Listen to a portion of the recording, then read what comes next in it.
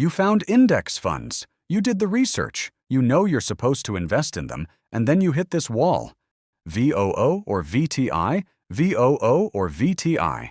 You've read 3 Reddit threads, watched 4 YouTube videos, and somehow you're more confused than when you started.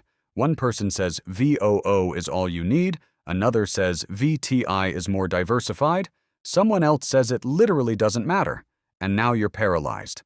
So you do what most people do. You close the tab, tell yourself you'll figure it out later. And later keeps becoming next week. I've been there, and I want to save you the 6 months I spent overthinking this exact decision. By the end of this video, you are going to know exactly which fund to buy first, not "it depends." An actual answer, one you can act on today. Here's why most VOO versus VTI videos leave you more confused than when you started. They explain what both funds are, compare the numbers, and then end with, both are great choices. It really depends on you. That's technically true, but it's completely useless if you're a beginner who just wants to know where to put their first $500. So we're going to do this differently. I'm going to give you the actual answer and then show you the data that backs it up. Let's start with VOO. VOO tracks the S&P 500. You've probably heard of the S&P 500. It's the 500 largest companies in America. Think of it like this. Imagine America's economy is a school.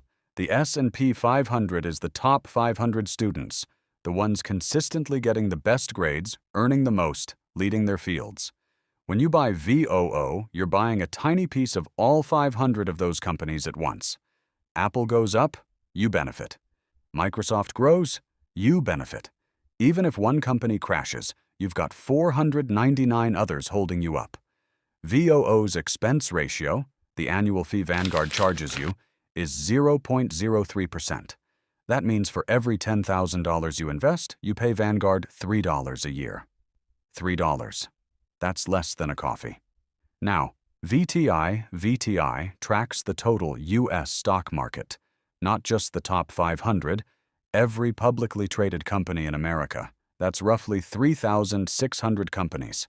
So where VOO gives you the 500 biggest students, VTI gives you all 500 of those, plus 3,100 more, including the smaller companies and mid-sized ones that might become tomorrow's giants. Think of it like this. Amazon was once a tiny company that wouldn't have been in the S&P 500. VTI would have owned a piece of Amazon from day one. VOO wouldn't have caught it until it was already massive. VTI's expense ratio, also 0.03%. Same fee, same Vanguard quality, different coverage. Here's where most people go wrong. They look at the performance charts and try to figure out which one has made more money historically. And they spend hours doing this. The honest answer? Over the last 10 years, VOO and VTI have performed almost identically.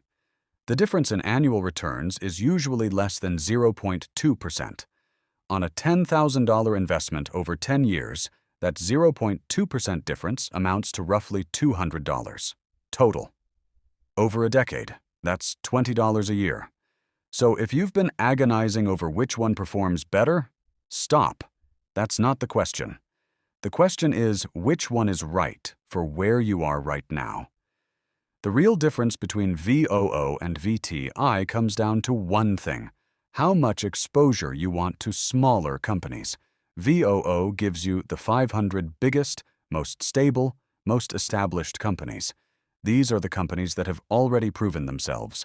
Lower risk of any single company collapsing and taking your investment with it. VTI gives you all of that, plus exposure to smaller companies, the ones still growing, still proving themselves. Higher potential upside if one of them becomes the next Amazon. Slightly more volatility day to day. But here's the thing most beginners miss. And this is important, because VTI contains every company in the S&P 500, plus thousands more. The S&P 500 makes up about 82% of VTI's total value, which means owning VTI is basically like owning VOO, with a little extra sprinkled on top. So which one should you buy first? If you are just starting out, investing your first $500 to $5,000 and you want the simplest, most straightforward entry into the US stock market, start with VOO. It's the 500 most proven companies in America. It's what Warren Buffett has publicly recommended for most people. It's been the default recommendation for beginner investors for 20 years, and it performs almost identically to VTI. But, and this is important, if you already have VOO and you want to add a second fund, or if you just instinctively want broader coverage, VTI is an equally excellent choice. You genuinely cannot go wrong with either. The only wrong choice is spending another 3 weeks doing research instead of actually investing. Here's your action plan, and I mean today. Not this weekend, not next payday. Today. Step 1. Open your Fidelity, Vanguard, or Schwab account. If you don't have one, Fidelity takes about 10 minutes to set up and has no minimum balance requirement. Step 2. Search for VOO. Buy whatever amount you're comfortable with.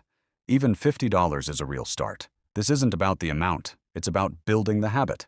Step 3. Set up automatic monthly investing. Even $25 a month. The magic of index fund investing isn't timing the market, it's time in the market. Every month you wait is a month of compounding you can never get back. And if you later decide you want VTI instead, switch. Or hold both. It genuinely does not matter as much as the act of starting.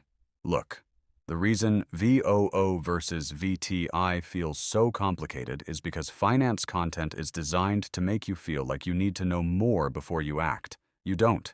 You know enough right now.